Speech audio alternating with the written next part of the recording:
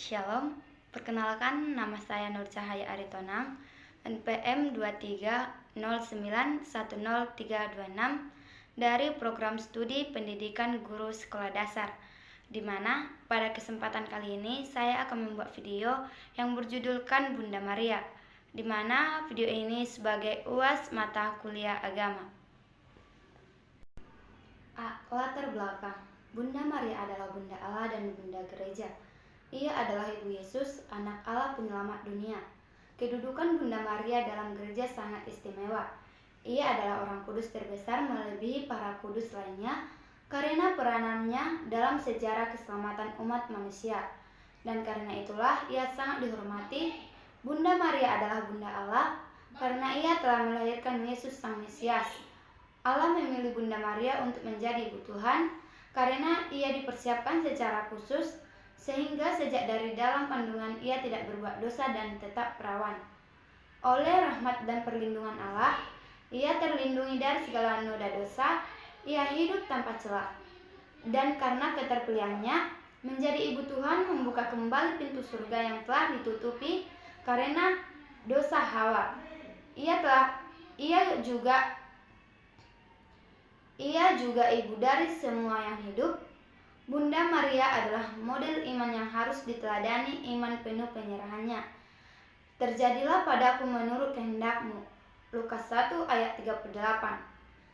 Maria adalah contoh dan teladan gereja yang ulung.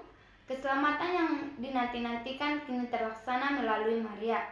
Terlebih lagi, Allah memilih orang yang kecil dan sederhana seperti Bunda Maria, untuk menjadi Ibu Tuhan. Jiwa Maria sungguh sederhana, tetapi justru dalam kesederhanaannya Allah memilih dia. Ia adalah Ibu Tuhan yang berbahagia dan bersahaja.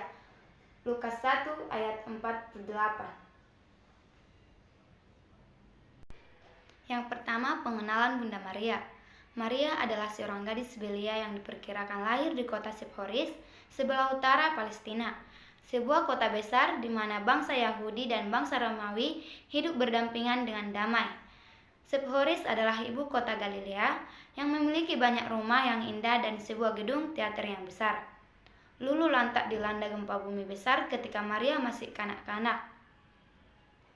Bencana inilah yang menyebabkan keluarga Maria pindah beberapa mil jauhnya ke Nazaret, yaitu sebuah dusun kecil. Nazaret dalam bahasa Ibrani mempunyai dua arti yang berbeda. Nazaret bisa berarti bunga bakung yang merupakan simbol kehidupan, dan Nazaret dapat juga berarti keturunan. Maria tinggal bersama kedua orang tuanya, yaitu Yoakhim dan Anna atau Hana. Di kota inilah Maria bertemu dengan Yusuf, seorang tukang kayu, dan mereka pun bertunangan. Sebagai seorang Yahudi, Maria sangat mengharapkan kedatangan Mesias, yaitu Yesus Kristus. Yang kedua, tinjauan Alkitab mengenai Bunda Maria. Gereja Katolik menempatkan Maria sebagai tokoh yang khusus di antara orang-orang kudus, serta mendapatkan penghormatan yang istimewa. Penghormatan ini dilakukan karena Maria adalah ibu dari Tuhan Yesus yang tertulis di Lukas 2 ayat 6-7, dan Maria mengandung bukan dari Yusuf tetapi dari Roh Kudus yang tertulis di Matius 1 ayat 18-25. Maria adalah orang yang penuh rahmat yang tertulis di Lukas 1 ayat 28-30. Maria sangat setia kepada Allah yang tertulis di Lukas 1 ayat 38. Dan Maria sangat istimewa dalam kehidupan Yesus yang tertulis di Yohanes 19 ayat 27. Dengan demikian, Maria menjadi teladan bagi umat Katolik. Umat Katolik juga percaya bahwa Maria pada akhir hidupnya telah diangkat ke dalam kemuliaan surgawi dengan jiwa dan raga. Sebelum wafat di salib, Tuhan Yesus mengatakan kepada murid kesayangannya, sekaligus mengingatkan kepada seluruh umat Kristen, "Inilah ibumu," yang tertulis di Yohanes 19 ayat 27. Yang ketiga, Bunda Allah dan Bunda Gereja. Keterpilihan Maria oleh Allah untuk melahirkan Yesus sebagai anak Allah menjadi Maria sebagai Bunda Allah. Yesus lahir dari Maria bukan hanya sebagai manusia saja, tetapi sekaligus Allah. Sejak Maria diakui sebagai Bunda Allah, maka penghormatan dan devosi kepadanya sangat berkembang. Ia sangat dihormati sebagai teladan dan ibu umat beriman. Maria adalah bunda gereja. Peristiwa ini di bawah kaki salib putranya yang tertulis di Yohanes 19 ayat 25-27. Melambangkan persatuan Maria dengan Kristus sebagai kepala gereja. Pada saat itulah Kristus menyerahkan Maria kepada gereja, dan kita sebagai orang Kristen dan murid Kristus, kita harus menerima Maria sebagai ibu, karena ia telah diserahkan Kristus kepada kita. Yang keempat, penghormatan kepada Bunda Maria. Ada beberapa alasan mengapa Bunda Maria dihormati. Yang pertama, Maria Bunda Allah. Kita tidak boleh lupa bahwa Yesus adalah sungguh Allah. Yesus juga sungguh manusia, dan ia bangga menjadi manusia. Yesus sering menyebut dirinya anak manusia karena Yesus tidak dapat dibagi menjadi dua, yaitu Yesus yang Allah dan Yesus yang manusia. Maka bundanya juga disebut Bunda Allah. Yang kedua, Maria Bunda kita. Artinya, Tuhan telah mengangkat kita sebagai anak-anaknya sendiri. Ingatlah ketika Yesus bangkit dari antara orang mati, ia berkata, "Aku akan pergi kepada Allahku dan Allahmu, kepada Bapakku dan Bapamu." Jadi, kita mempunyai Bapa dan Bunda yang sama dengan Yesus. Dengan demikian, kita semua menjadi saudara dan saudarinya. Kita semua merupakan suatu keluarga yang mengagumkan. Yang kelima, peranan Maria bagi umat Katolik dan gereja. Yang pertama, peranan Maria bagi umat Katolik. Maria mempunyai peranan dalam kehidupan kita umat Katolik, yaitu pertama, Maria sebagai Mater Advocata, artinya membela iman umat terlebih yang kecil, lemah, miskin, dan tersingkir. Yang kedua, Maria punya fungsi sebagai Mater Mediate, artinya sebagai perantara doa-doa kita kepada Allah. Maria sebagai jembatan kita semakin dekat dengan Allah, dan Allah semakin dekat dengan manusia, yaitu kita masing-masing. Dan yang ketiga, Maria sebagai Mater Orate, artinya Maria sebagai bunda pendoa yang setia bagi hidup umatnya dan anak-anaknya itu.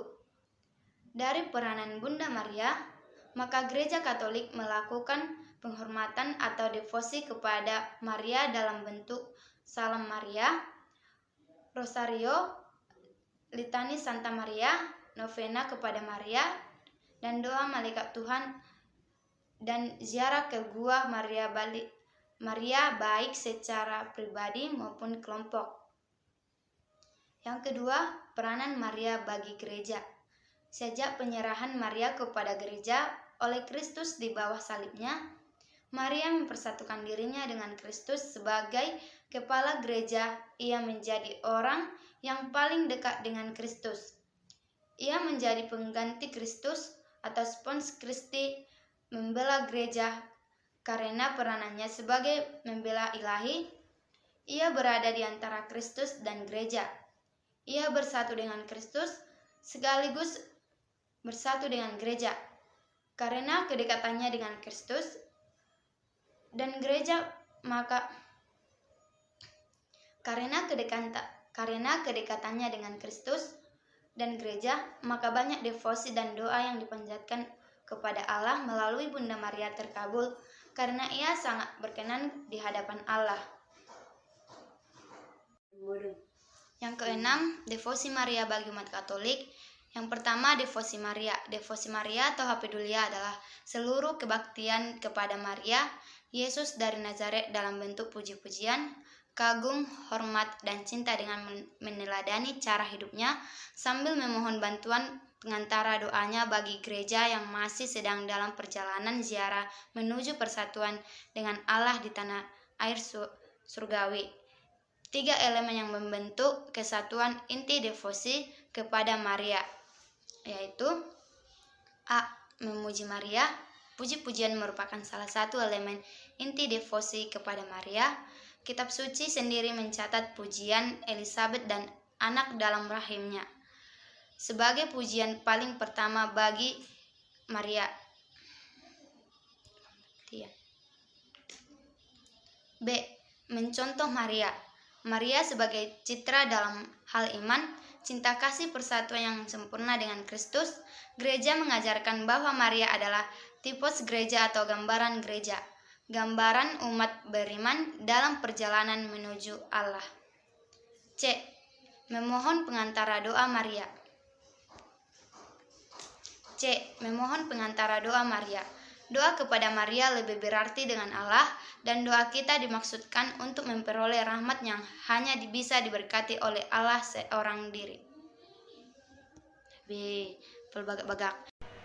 Jadi kesimpulan yang dapat kita ambil dari materi saya ini adalah Bunda Maria dipilih dan dirahmati secara khusus oleh Allah untuk melahirkan putranya. Rahmat yang diperoleh Maria semata-mata karena jasa Yesus Kristus. Maria mengambil bagian secara penuh dalam karya keselamatan Allah bagi manusia.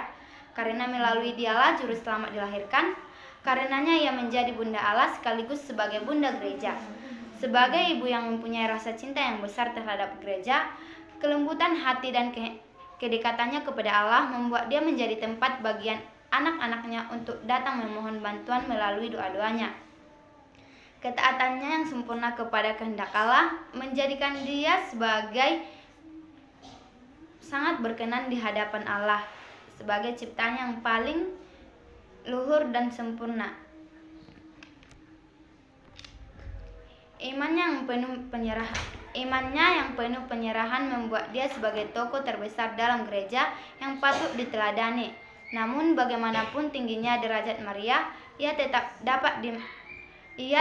dapat disamakan dengan Allah Tritunggal sebagai pencipta. Ia berbeda jauh di bawah Allah sebab dia hanya ciptaan Allah sama seperti kita, tetapi dilindungi secara khusus sehingga ia hidup tanpa dosa. Ia tetap perawan, oleh karena itu Maria tidak dapat disembah, hanya dihormati sebagai insya Allah yang punya peran penting dalam sejarah keselamatan. Sekian dan terima kasih.